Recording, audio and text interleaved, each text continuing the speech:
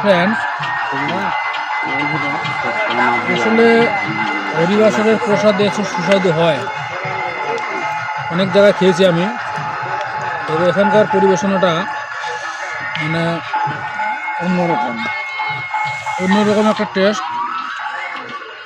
মানে একদম মানে যে এই প্রসাদটা রান্না করছে আসলে তাকে ধন্যবাদ, থ্যাংক ইউ।